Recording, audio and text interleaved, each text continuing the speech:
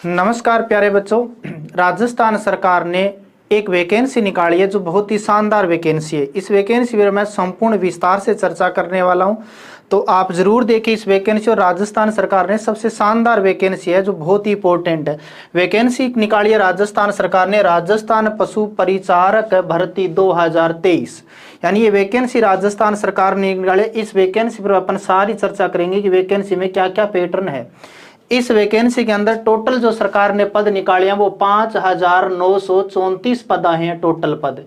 और इसमें सबसे बड़ी बात यह है कि अगर क्वालिफिकेशन की बात करें तो ये वैकेंसी है वो 10वीं बेस पर है, यानी जो राजस्थान में जो 10वीं पास के बच्चे हैं वो इस फॉर्म को अप्लाई कर सकते हैं, चाहे वो 12वीं का हो, बीए का हो, बीएड का हो, एमए का, कोई भी जो 10वीं से ऊपर का बच्चा है वो इस वैकेंसी को फॉर्म फिल कर सकता है। इसमें जो आयु सीमा दी गई है वो 18 से लेकर 40 ईयर तक वाला जो कैंडिडेट है वो फॉर्म भरवा सकता है। और अलग अलग जो सरकारी मापदंडों के अनुसार SC, ST और OBC को जो छूट दे रखी है वो अलग से है, लेकिन निर्धारित आंकड़ा ये है कि न्यूनतम आयु 18 वर्ष होनी चाहिए और अधिकतम आयु कितनी होनी चाहिए, 40 वर्ष होनी चाहिए। अगर ऑनलाइन फॉर्म की बात करें तो ये फॉर्म 13/10 से शुरू होकर 11/11 तक भरे जाएंगे। और इसकी जो परीक्षा है वो संभावित है, अभी तक सरकार ने फिक्स नहीं किया, लेकिन संभावित है कि अप्रैल-जून 2024 में ये परीक्षा हो जाएगी। विशेष तौर से ये ध्यान रखना है कि इस वैकेंसी के लिए CT की कोई ज़रूरी नहीं है। अगर आपकी CT पास नहीं है, चाहे वो 12th लेवल वाली हो, चाहे ग्रेजुएशन लेवल, अगर पास नहीं है तो कोई ज़रूरी नहीं है। ये वैकेंसी अब तक CT से बाहर है और संभावित यही होगा कि ये वैकेंसी CT के दायरे के अंतर्गत नहीं आएगी। अगली बात हम लोग करेंगे एग्जाम पैटर्न इस पर कैसा रहेगा। तो एग्जाम पैटर्न पर ध्यान दें तो इस एग्जाम में टोटल में 150 क्वेश्चन आएंगे और 150 क्वेश्चन सारे के सारे 150 नंबर के होंगे। 3 घंटे का इसमें आपको टाइम दिया जाएगा। नेगेटिव मार्किंग भी सरकार ने रखी है। कितनी रखी है? तो 1/4 अंक, अर्थात अगर आपका 0.25 नंबर काटे जाएंगे अगर 1% गलत हुआ तो। याद रखना, मैं एक बात और बता दूं कि इसमें जो होगा ना वो पेपर एक ही होगा, लेकिन प्रत्येक एक पेपर के अंदर 2 भाग होंगे। पेपर एक ही होगा लेकिन भाग कितने होंगे? 2 होंगे। और विशेष तौर से ये भी है कि राजस्थान में ये वैकेंसी 3 साल बाद आई है। 3 साल पहले ये वैकेंसी थी, लेकिन अब की बार राजस्थान में 3 साल बाद में आई है। पेपर एक होगा लेकिन पार्ट कितने होंगे? तो पार्ट 2 होंगे। अब अगर सिलेबस की बात करें तो मैंने कहा कि पेपर एक होगा लेकिन पार्ट 2 होगा। पार्ट एक में क्या आएगा? तो पार्ट एक में जो 150 क्वेश्चन मैंने बताया कि टोटल कितने क्वेश्चन होंगे, तो टोटल 150 क्वेश्चन होंगे। इन 150 क्वेश्चन में से 105 प्रश्न आएंगे वो पार्ट ए में आएंगे। पार्ट ए में क्या क्या रहेगा? राजस्थान जीके, जो सबसे ज्यादा राजस्थान जीके आएगा। राजस्थान जीके में आपको क्या क्या पढ़ना पड़ेगा? तो राजस्थान जीके में आपको इतिहास पढ़ना पड़ेगा, राजस्थान जीके में आपको भूगोल पढ़ना पड़ेगा, और राजस्थान जीके में आपको कला संस्कृति भी पढ़नी है। कला संस्कृति के अलावा राजस्थान की राज्य व्यवस्था भी इसमें पूछी जा सकती है। राजस्थान की राज्य व्यवस्था भी पूछी जाएगी। ये राजस्थान जीके। और याद रखना, देखो जैसा कि मैंने लिख रखा है कि राजस्थान जीके इसमें सबसे ज्यादा वेटेज है। राजस्थान जीके सबसे ज्यादा आएगा, 4 पार्ट आएंगे। इसके बाद जनरल साइंस आएगी, मैथ आएगी, मैथ नॉर्मल, ज्यादातर अर्थमेटिक पूछी जाएगी। करंट जीके भी आएगा। करंट जीके कम से कम आपको 1 साल का तो कन्फर्म होना ही चाहिए।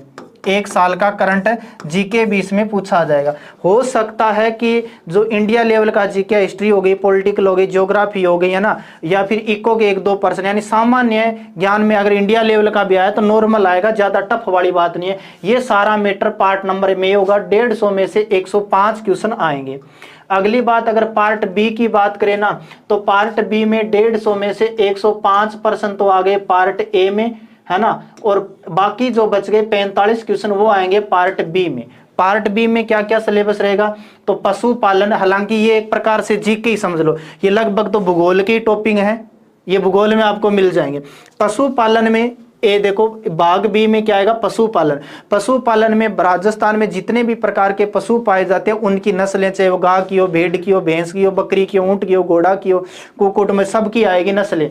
और उन नस्लों में कौन कौन से रोग पाए जाते हैं, रोग को टीकाकरण, और पशु आहार कौन कौन से हैं। एक तो ये पशु गणना, पशु गणना वाला थोड़ा सा टॉपिक इंपॉर्टेंट रहेगा, क्योंकि पशु गणना आपको कंपैरिजन करके पिछली वाली और वर्तमान वाली दोनों ही पूछ सकता है। तो पशु गणना हो गया, ये ज्योग्राफी में टॉपिक आता है। और एक है पशु मेला, ये पशु मेला आप ज्योग्राफी में भी पढ़ोगे, अगर पशु गणना पढ़ोगे तो राजस्थान कला एवं संस्कृति में भी आता है। और पशुपालन विभाग ने कौन कौन सी योजनाएं चलाई है, तो ये योजनाएं आपको पढ़नी पड़ेगी। और दुग्ध एवं डेयरी विकास, दुग्ध वाली सारी बातें आपको पढ़नी पड़ेगी।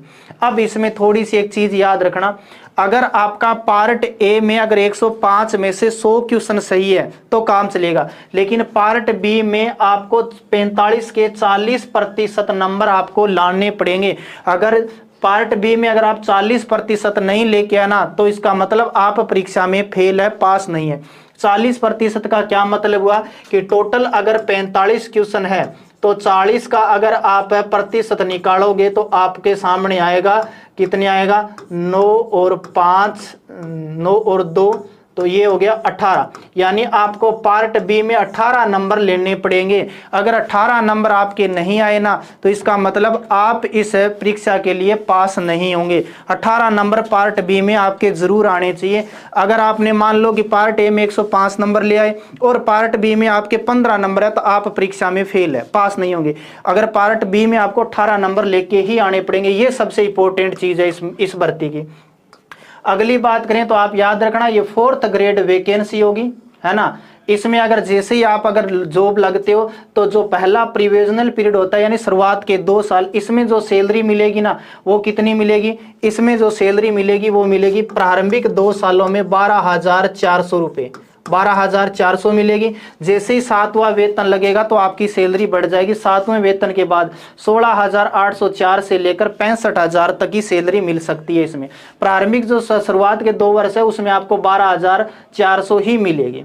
अगली बात करें, अगले आपके सामने 2 क्वेश्चन आएंगे, क्योंकि बाहरी स्टेट वाले भी ये वीडियो देखेंगे। तो बाहरी स्टेट वालों के लिए क्या बाहरी राज्यों वाले अप्लाई कर सकते हैं, तो बाहरी राज्यों वालों भी अप्लाई कर सकते हैं, ये बात सही है। राज्य सरकार ने कह रखा है कि बाहरी राज्य वाले भी इसमें अप्लाई कर सकते हैं। वो आपको पता है कि अगर बाहरी राज्य वाले अप्लाई करेंगे तो वो जनरल कैटेगरी में आएंगे, लेकिन उनके लिए राजस्थान जीके पढ़ना बड़ा मुश्किल काम हो जाएगा। अब दूसरा प्रश्न ये कि इसमें काम क्या करना पड़ेगा, तो पशु परिचारक क्या होता है कि जैसे मान लीजिए कि आपकी गाय भैंस घर में बीमार हो गई, तो आप अगर ज्यादा बीमार हुई तो डॉक्टर को लेके आओगे, कम बीमार हुई तो गांव में जो पशुपालन स्वास्थ्य केंद्र होता है उसके पास जाओगे। अगर वो डॉक्टर अगर गाय को भर्ती करता है तो डॉक्टर तो गाय की निगरानी रखेगा नहीं, डॉक्टर के नीचे एक असिस्टेंस होता है, वो यही होगा पशु चारक वाली वैकेंसी का।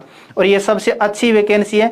ये राजस्थान में ज्यादातर क्या होता है कि आजकल ब्याह शादियों में वही लोग यही कहते हैं कि अगर लड़का नौकरी लगाओ तो हम शादी करेंगे। और ये नौकरी, जो बच्चे नौकरी नहीं लगे है ना, उनके पीछे जो प्रश्नवाचक चिन्ह लगा है उसे हटाने के लिए सबसे शानदार वैकेंसी है।